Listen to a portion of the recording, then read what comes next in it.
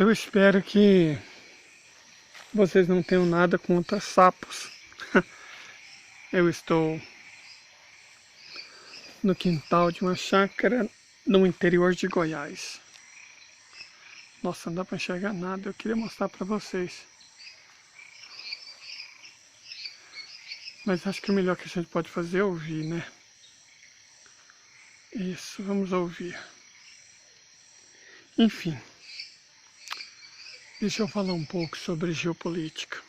Eu vi um artigo no Seik, muito interessante, a respeito dos mais de 130 votos contra a Federação Russa. É uma digressão sobre covardia. E aí, claro, o Brasil está no meio, né? Porque o Brasil também votou contra a Federação Russa. Então o Brasil também foi covarde.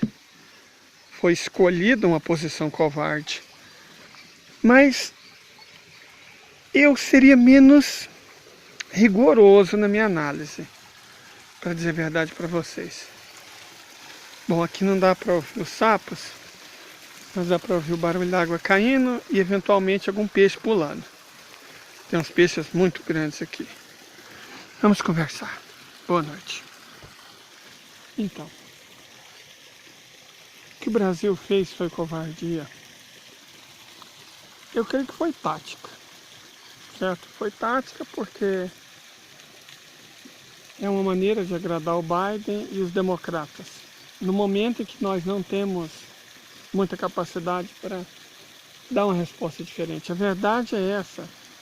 Eu creio que muita gente ótima, muita gente inteligente, muita gente bem intencionada, acabou se esquecendo do estado lastimável que esse país ficou depois de 30 anos de Lei Candir, desindustrializando esse país.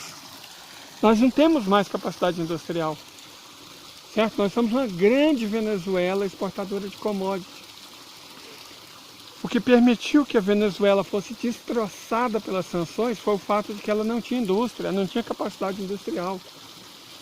O contrário disso permitiu ao Irã sobreviver e prosperar. O contrário disso permite que a Federação Russa esteja vencendo. A capacidade industrial é fundamental para qualquer nação que queira ser soberana, e nós perdemos a nossa. Nós perdemos a nossa capacidade industrial graças à Lei Candir, de Fernando Henrique Cardoso. Vamos explicar mais um pouquinho o que é essa lei. Nós sempre falamos dela, mas é uma obrigação, sabe? Todo brasileiro, toda brasileira. O conceito de pátria foi conspurcado pelo Bolsonaro, né? Então vamos falar de povo. Toda brasileira, todo brasileiro que respeita, não precisa amar, respeita o próprio povo, tem a obrigação moral de se colocar contra duas leis. A reforma do ensino médio tem que ser abolida. Na verdade, quando eu falo reforma do ensino médio, todas as reformas do golpista Michel Temer. Reforma previdenciária, reforma do ensino médio, reforma trabalhista, porque, gente, vamos ser honestos, o que aconteceu em Bento Gonçalves, oh meu Deus, capitalistas gananciosos, elite escravocrata, isso sempre foi o Brasil. A elite brasileira, gente, vamos ser honestos aqui, vamos ter uma conversa franca, uma conversa honesta aqui. Se fosse permitido vender carne humana, a elite brasileira montava um frigorífico no dia seguinte. Essa é a nossa elite. Sabe, é aquilo que a Marilena Chaui falou sobre a nossa burguesia, que ela é uma aberração em vários sentidos, né? É uma aberração ideológica, é uma aberração cognitiva, é uma aberração moral. Vale é levada ao cubo para a nossa elite.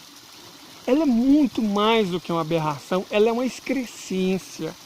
Ela é uma excrescência moral, ela é uma excrescência ética, ela é uma excrescência cognitiva, ela é uma excrescência em praticamente todos os ramos que são necessários para a dignidade humana.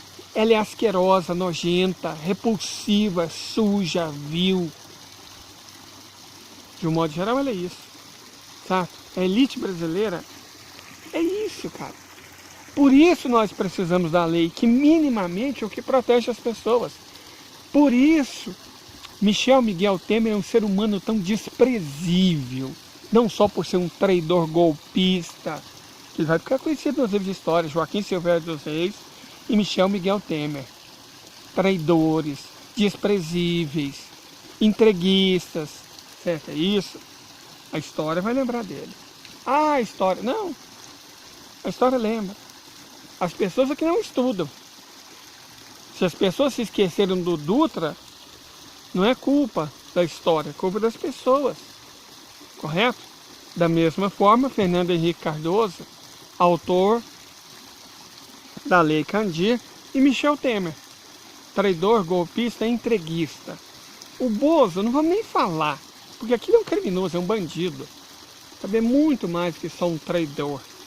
É um cara que odeia o próprio povo, aporofóbico, de inteligência limítrofe, asqueroso, miliciano. Mas vamos nos concentrar agora na Lei Candir. Quase todos os países do mundo sempre construíram instrumentos para se industrializar, porque é uma ótima forma de você conseguir autonomia e soberania. Pois bem, Fernando Henrique Cardoso fez exatamente o contrário. Ele fez uma lei para o Brasil se desindustrializar, para perder a soberania. Ele não ficou só satisfeito em fazer o Brasil entrar no Tratado de Não Proliferação de Armas Nucleares sem necessidade alguma. Esse ato de traição para ele não bastou. Fernando Henrique Cardoso não ficou apenas satisfeito em o Brasil ser um dos 2 únicos países do mundo que não taxa ganho de capital, certo? Para pessoa física. O cara ganha 950 milhões na Bolsa de Valores, é um especulador. Sabe quanto ele paga de imposto? 0. A quem vocês devem agradecer por esse dinheiro ir para a saúde, para a educação, para a ciência, para a tecnologia? Fernando Henrique Cardoso. Certo? Fernando Henrique Cardoso. Mas ele fez muito mais do que isso contra o povo e contra o país. Ele fez a Lei Candir. Como eu estava dizendo, os países do mundo sempre fizeram lei para se industrializar. Certo? É uma ótima estratégia. Ao invés de você exportar commodities, industrializa no seu país, gera desenvolvimento, emprego, impostos que vão sustentar mais desenvolvimento e mais emprego, e exporta produtos industriais acabados. Certo? Mas o Brasil fez o contrário disso com a Lei Candir. O Brasil premia quem exporta só produtos naturais. Se você exporta o cadáver de uma vaca, você não paga imposto. Se você exporta o cadáver de um porco, você não paga imposto. Se você exporta o cadáver de um frango, você não paga imposto. Se você exporta boi vivo, chegou o nível, a aberração chegou nesse nível, você não paga imposto. Se você exporta madeira, você não paga imposto. Você não exporta nenhuma das pedras e lamas que se chama minério, você não paga imposto. Certo? O Brasil voltou a uma economia semelhante da África do século XIX, exportador de commodity. O agro não é pop, o agro é atraso. É atraso, é subdesenvolvimento, é pobreza, é patrocínio de golpe. A vanguarda do atraso é o agronegócio. Mas por trás do agronegócio, por trás da mineração, está a Lei Candir. Poderíamos exportar avião. Poderíamos pelo menos exportar alumínio, mas não, a gente exporta bauxita. Poderíamos continuar exportando navios, plataformas de petróleo, como a gente vinha exportando antes do golpista Michel Temer. Mas não, a gente exporta minério de ferro, nem aço, minério de ferro. Poderíamos estar exportando material elétrico, o Brasil já foi um grande exportador de material elétrico. Agora estamos exportando minério de cobre. Entende isso? Deixamos de gerar emprego, de gerar renda, de gerar desenvolvimento, de gerar impostos para financiar toda a estrutura que esse país precisa, para ser um ridículo exportador de commodities primárias, graças à Lei Candir. Então a Lei Candir ela tem que ser abolida. E enquanto ela não for abolida, enquanto essas reformas do Temer, enquanto essas aberrações deixadas pelo bolsonarismo não forem abolidas, as pessoas têm que compreender que o Brasil não tem autonomia e não tem soberania. Ah, o Lula votou a favor dos Estados Unidos. Gente, por não ter querido mandar munição para a Ucrânia, a Alemanha impediu a gente de exportar tanques, porque tinha um conteúdo sensível em tecnologia que era alemão. certo? E ela proibiu o Brasil de exportar. Essa é a nossa situação. Enquanto a gente fica sustentando esses parasitas militares, cara, dos 100 bilhões, mais do que o orçamento da saúde e educação, que a gente gasta com militar, 85 bilhões é com pensão e salário. Nós gastamos 85 bilhões de reais todo ano com parasitas e entreguistas e golpistas, certo? Nós não temos capacidade de defesa. Ou seja, acha que essa velha arada e que a filha arada, com perdão da palavra, puta deles, vai defender nosso país. O que defende é arma, é tecnologia, é patriotismo. Não tem nenhuma dessas coisas. É para pagar salário de vagabundo, de golpista, de ajudante de miliciano e das putas. Entendeu? 85 bilhões todo ano. Como a gente ia poder votar contra os Estados Unidos? Eu sei que é lindo, maravilhoso, a gente delirar, imaginar que nós somos uma nação autônoma, mas enquanto não nos reindustrializarmos, isso passa por abolir a Lei Candir, por abolir uma série de leis que Fernando Henrique Cardoso, Miguel Temer e o Bozo, psicopata miliciano, colocaram, a gente não tem condição de fazer. Não é uma questão de ser covarde.